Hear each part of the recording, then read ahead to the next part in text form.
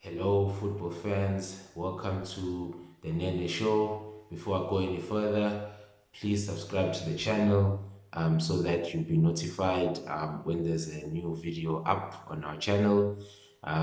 Without further ado, Euro 2020 has kicked off with a bang. We saw Italy brushing aside Turkey 3-0 on Friday in a dominant display. And then on Saturday, we saw some traumatic scenes where during the game, Denmark versus Finland, we saw Christian Eriksen collapsing just before halftime. He was down for about 15 minutes or so. It seemed as if he had some trouble breathing. The medical team rushed on.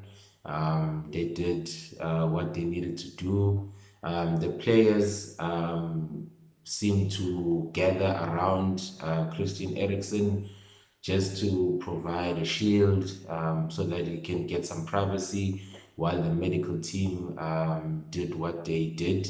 If you missed that, it was definitely a traumatic experience. It seemed as if the guy had trouble breathing. They had to pump his chest a few times, but eventually he was rushed off to hospital and he seemed to be awake at the time, which was quite positive.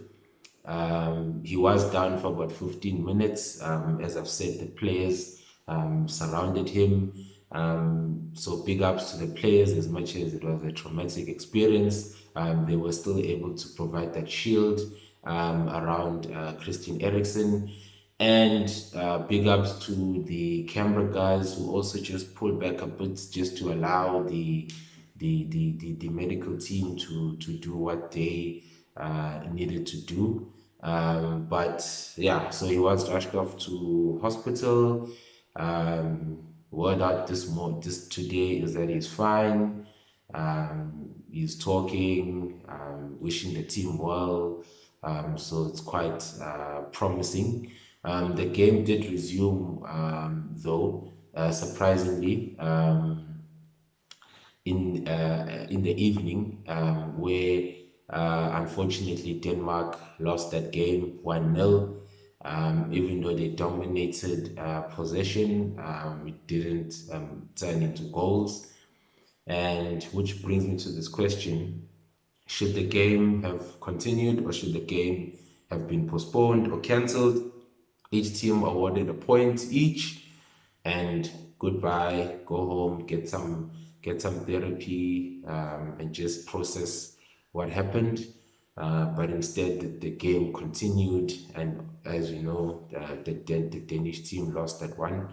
So I just need to know from you guys what you guys think. Should the game have continued as is, or should the game have been postponed and played for another day, or should the game should have just been cancelled, a point apiece, and let everyone go home and process what happened?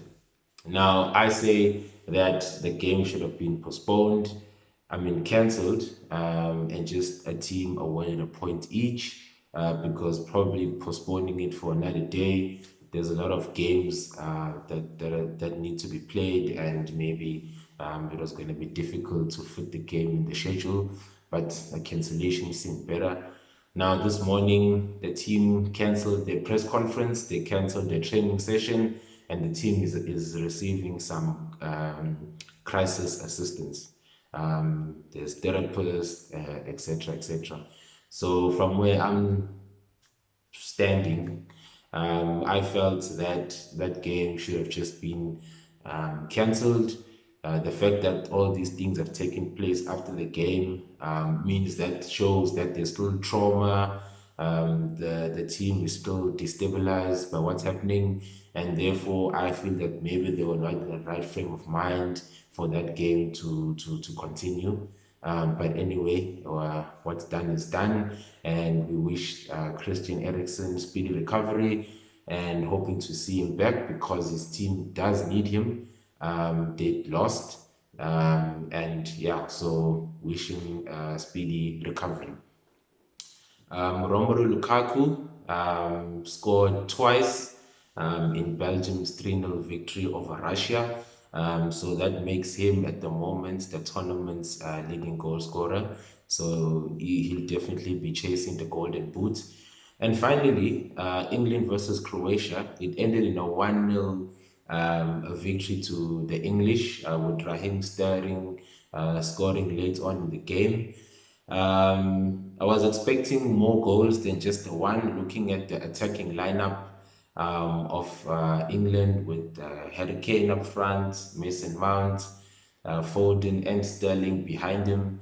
I was expecting the team to score a few more goals, and also what has been said about the Croatians' aging defense. So I thought, hey, these guys are young.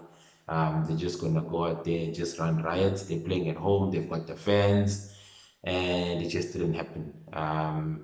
England does have a lot of depth in the team. The substitutions, we saw Marcus Rashford coming on as well to replace Phil Foden. Still another good player. Harry Kane was also substituted. So yeah, they've got a team. They've got Jack Grealish on the bench. So yeah, it's quite interesting to see how far they can go in the tournament. The tournament does sort of favor them in terms of the semi-final and the finals. Both the semi-finals and the final we played at the Wembley Stadium. So if they can brush aside whoever in the quarterfinals, they're just going to be chilling at home in the semis and the finals. But then that's only if they can make it count.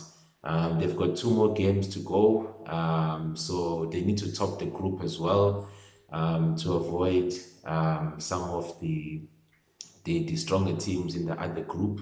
So topping the group for them will be priority. They've started off on a good note, 1-0. So let's see if they can build from that.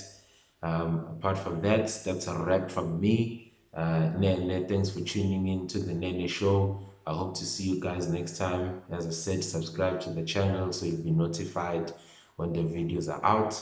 And I'll see you guys soon. Cheers.